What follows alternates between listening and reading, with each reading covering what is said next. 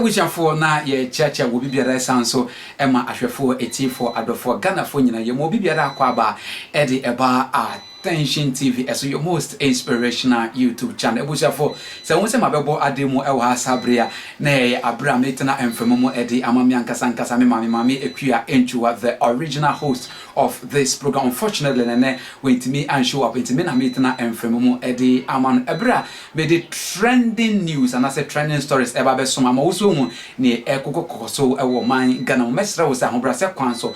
If you are new to the channel na so nya subscribe ya bon homework na subscribe kama enfa emai ebushafo ebra yense wo bra na yembonra enensem na yewo edi emamo ebushafo na yesi from na ya share ensem na say na yedi amamodia na na yeten say over the weekend yede betu dwa ana say nyane ntie say akonhye bi esi ewo kumase amokom eye Lilwin ono ana oye onya head on collision oni ka bi ekohia ye ma akonhye esi ya nya asem keto na akonhye ni mu na akoda bi ya wedi mfinhya miensa 3-year-old boy say watona na no mo nse do ya na enye asem keto na ebushafo ebra akonhye yi ebeto social media so no bebrina no mo kasa edi afon wanya asem keto na bebrina no mo backlash lewe no mo se wanya de ebenum se na wono mo se ebenum se na wabo ebenum se premier na okwakoye ne tan ho pepre ana odeko ebenum se driver ni na na se the other opponent na oni nya accident no ebenum se eye ne carelessness ena nam so ama akwanhya ne si bebrina no mo kasa edi afa asem wanya asem keto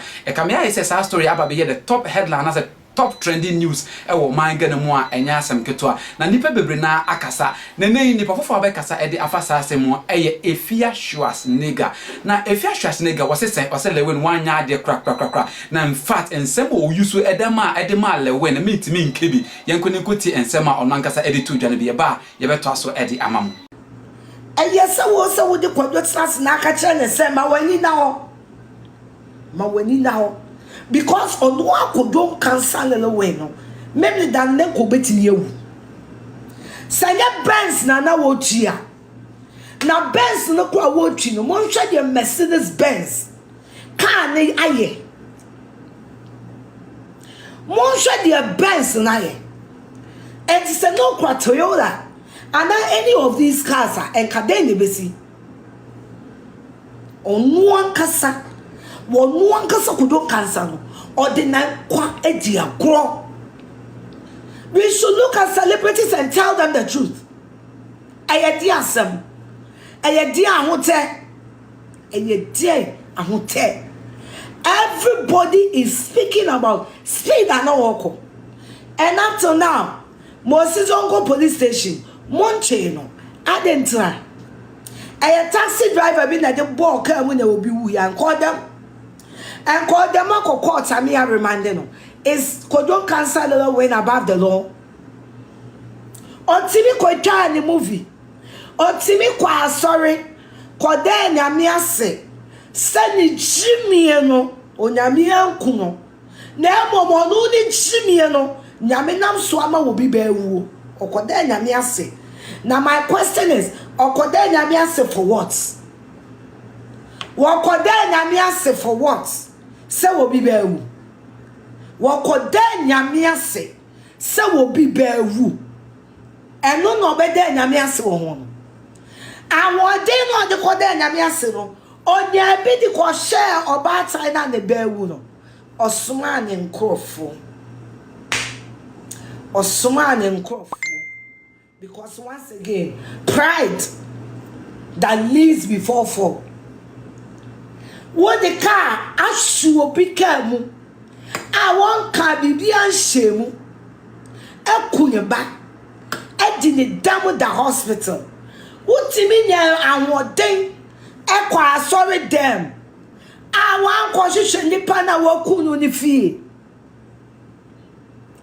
wan kwahwe. He is still in what hospital? So one for gyimii and fear. He is still in what hospital? He is still in what hospital? Don't make share and the free hospital will call premium. Me boy. Or don't make share and the free hospital will call sorry them all. On kwasi anu gyimii no de fabra and more me try mo. Kwasi anu fabra ha. Or don't make share and I got that movie premiere and I say. He's still in the chassis, the abua. Obi badi oda moche. obi ba di odamo kire akwala mate se de kwa ye besie no obi ba di odamo kire aboa kwasia ba say he's still in hospital. Why not in hospital? And can't job someone you meant to aboa he's still with chassis. Funny face here, Chen. Why is Lilwin walking around and not facing the law? It's what I see not to get it. Why is Lilwin not facing the law? It's what I seem not to get it. Lilwin has committed a crime and he needs to be prosecuted. He needs to face the law and he needs to respect human beings. He needs to respect human beings.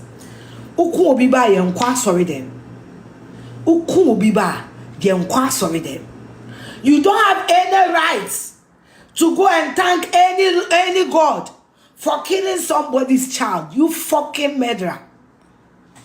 You don't have any rights to go and thank any God for killing somebody's child. You fucking murderer. Asante foye enkwasi anso soso. Ye enkwasi anso soso ye enkwasi atimude. Wo da nyame ase for fucking what? Ah? Sa nyame na akoda ase no dwene ho. Nyame na akoda ase no wo dwene ho. Na mi busa se Lilwin wahu akwala na mame. Wahu akwala na busuafo. Ana wo soma nkrofo emi eko hospital eko tisa akwala na wu. Chesa akwala na hu hia. Obi ba 3 years no ni hu hia. Obi ba 3 years no onye nipa.